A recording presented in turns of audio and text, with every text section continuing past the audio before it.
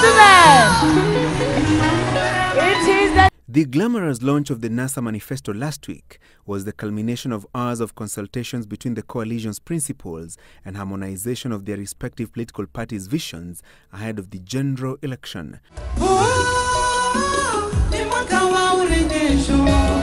But claims of an alternative document have raised questions on the coalition's sincerity, with its main competitor in next month's general election claiming NASA had hoodwinked the public. The second document, according to Jubilee, was produced by a cartel of profiteers that was eyeing the billions that would be invested in huge infrastructural and energy projects contained in the document.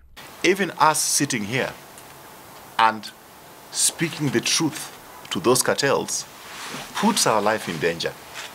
But there comes a time that everybody have to be able to stand up and tell those cartels that you are not going to be able to buy us.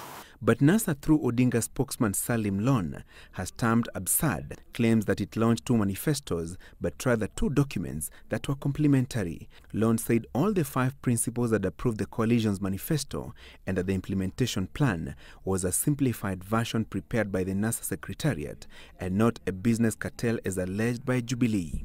The green-covered NASA Manifesto, dubbed A Strong Nation, has 6 pillars but does not include specific projects or their implementation plan, but largely focused on what the coalition believed was the roadmap to a better, cohesive, equitable, secure and developed nation. But the blue-covered Manifesto implementation plan specifically outlines NASA's immediate and long-term projects, including initiating amendments to the Constitution to create a hybrid system of government, devolving 45% of the national revenue, scrapping of the laptop project in primary schools, implementation of free secondary education, and reviewing of the Higher Education Loans Board repayment commencement period to 18 months. The implementation plan has listed mega infrastructural and energy projects such as the construction of a high-speed commuter rail in Nairobi, construction of the Moyale, Mandera, Wajir, Garissa Road, upgrading of airstrips in each of the 47 counties, and construction of a 1,000-megawatt gas plant in Lungalunga, Kwale County,